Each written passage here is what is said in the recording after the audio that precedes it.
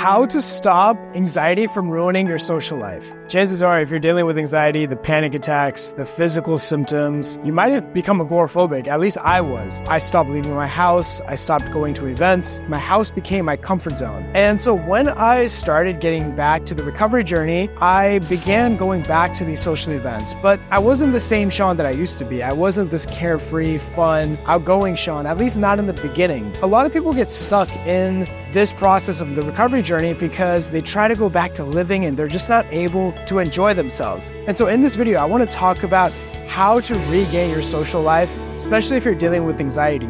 How do people go from someone that can't leave their house to going to social events, to going to parties, and just enjoying themselves? So let's get started. Before we talk about how to regain your social life, we need to focus on, are you on the path of recovery at this moment? If you haven't already started the recovery journey, you will go to these events, you'll panic, and you'll end up running back home, and you'll get the conception that, oh man, I'm never gonna be myself. I'm never gonna go back to living. So before you even go out and white knuckle all this and go back to living as normal as possible, take a moment and ask yourself, are you truly on the recovery journey? Here's a good way to know if you're on the recovery journey. Number one, do you know why you're experiencing these symptoms? Number two, are you learning how to respond? Number three, have you been doing this for long enough? And if you want to know more, I'll have resources in the link down below, or you can go to byebyepanic.com. It'll help you understand why you're experiencing these symptoms. It's really because your nervous system has become hypersensitive. Your body has hit a stress threshold, and as a consequence, your nervous system has become very sensitive. If you can learn how to desensitize your nervous system, this is how your symptoms go away. A big part of learning how to desensitize your nervous system is knowing why you're experiencing the symptoms. If you know what that is, and you know how to respond to your symptoms, then it's a good time to begin regaining your social life. Now, when I was going through the recovery journey, I was somebody that I felt like you couldn't even recognize. I went from somebody that was carefree to somebody that, like I said, couldn't leave his house. And when I started leaving my house, it felt like I was climbing Mount Everest. I had to mentally prepare because I would have panic attacks in the morning.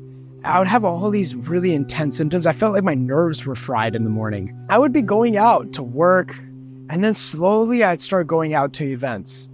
And I would notice I didn't want to go to these events. I just honestly just wanted to stay at home. And my friends would ask me out. They say, hey, let's hang out after this. Let's go out. There's this one event right here. Let's go. And I was like, I really don't want to go. And it was because my nervous system was sensitized. I was exhausted. I was like, you have no idea what it took for me just to do this shift. And I have to do it again tomorrow. So I need some time to rest. But I thought about it and I was like, no, what would Shaan, who didn't deal with anxiety, what would he have done? And that Shaan would have gone out and would have had a good time. And so that's what I would do. And so when you're on the recovery journey and you're going to these events, the first thing to understand is that you will go to these events and you won't have fun. It's okay to not have fun. The purpose of going to these events is not to have fun. It's not to chase a feeling, right? You've been doing that so much when it comes to anxiety recovery. You don't want to chase a feeling. You're going to these events because you're not letting anxiety dictate your life anymore. That's it, full stop. If you enjoy it, you enjoy it. If you don't, that's okay too. The confidence and the self-esteem that comes from the fact that you chose to do this and that you didn't listen to anxiety is way more monumental than just the fact that you went and didn't have fun. And so I kept doing this. I kept doing this consistently, week after week, month after month. I would keep going out. Anytime my friends asked me out, I would say, okay, let's go have fun. Let's just do it. It's fine. Even if I don't have fun, it's okay. And what happened over time, ironically, was, I did actually kind of enjoy it a little bit. There were times where, I felt neutral about it. I was like, I don't care if we go out or not. But I would go anyway. That was a big shift from the fact that I didn't want to go in the beginning. And then over time, I actually kind of enjoyed it. I kind of was looking forward to it. I was like, you know what? I'm down to hang out. Let's just vibe. Let's just hang out and let's have a good time. And so it's very important to understand what was happening here, which is I wasn't following my feelings. What I was doing was I was focused on action. I was focused on living my life. The feelings came after. And one of the biggest mistakes anxiety sufferers make is that they try to follow their feelings first. They want to enjoy something first and then go do it. But with a recovery, it's flipped. You're putting the cart in front of the horse. you have to focus on living and action, and the enjoyment, the emotions come after. It doesn't matter how you feel. You can go to an event not really looking forward to it and coming out of it and being like, wow, that was awesome. Have you ever experienced that? You go into a situation where you think it's not going to be fun, but then looking back, it's awesome. You're like, oh my God, I'm so glad I did that. You're going to have a lot of those moments when you're dealing with anxiety. When you're overcoming your symptoms, you're regaining your social life and you're focused on long-term freedom. You will see, you'll have a lot of situations where you're like, man, I didn't think that was going to be fun, but I'm so glad I did that. You'll almost get like a high from it. You'll start realizing, oh my God, I can't believe I did that. What else can't I do? What else can't I do? And that is a very beautiful journey by itself. Now, one of the last things I want to talk about, and this is something that comes across a lot in the mentorship, and I have a lot of people ask me this, is, what if, people know that I'm dealing with anxiety? Or what if people just think I'm weird when I'm going to these events? And what I would say is, number one, when you go to these events, like I mentioned, don't chase joy, don't chase enjoyment, just go for the sake of going. But also don't try to pretend to be someone you're not. Be congruent with yourself. So if you feel not that great or you feel a little bit down, that's okay. You don't need to pretend to, be this charismatic person. Just be yourself. Just be congruent.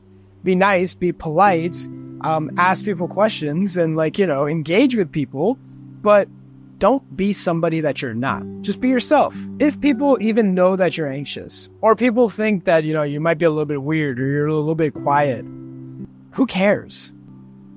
Who truly cares? Remember, recovery has a lot to do with the fact that what you can control and what you can't control, right? You can't control your symptoms, but you can choose how to respond to it. You don't know when you'll experience a setback, but when you have a setback, how do you respond to it? And so when it comes to other people and what they might think of you, is that something you can really control?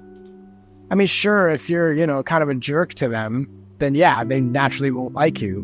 But if you're, being cordial and you're being yourself, and if they don't like you, or if they think whatever, who cares? Who really cares? See, a big part of the recovery journey that was very important for me is recognizing that my values and how I view myself is more important than what other people think of me. And so a lot of people that struggle with, what other people think of them, or the fear of judgment, or the fear of, someone knowing something about them, or whatever it is, they think that they know that you're dealing with anxiety or whatever it is. At the end of the day, if you make their opinions more important than yourself, you really need to work on having self-respect. Because the truth is that nobody likes that. Nobody likes somebody who feels like their own opinions are more important than what they think of themselves. And so it's important to understand that if they think whatever, who really cares? At the end of the day, how do you feel about yourself? What are you doing? Are you in line with your own values? When you do that, regardless of how people think about you, they'll have respect for you. Because they will say this person is doing what they feel, and they don't care about what anyone else thinks. And so whether this person is my cup of tea or not, it doesn't matter. I gotta give them respect for the fact that they're doing what they want. And you can't help but have respect for somebody like that. And so it's important to recognize that it doesn't matter what other people think of you. At the end of the day, it's what you think of yourself. So I hope this video helps. If you want more resources on the recovery journey, including success stories, I'll put links down below as well. There's a free ebook. There's the community. You can apply for mentorship. And if you want to know more about the recovery steps, like how to recover, the first thing I mentioned in this video, make sure to check out this video up here. Thank you. See you in the next one.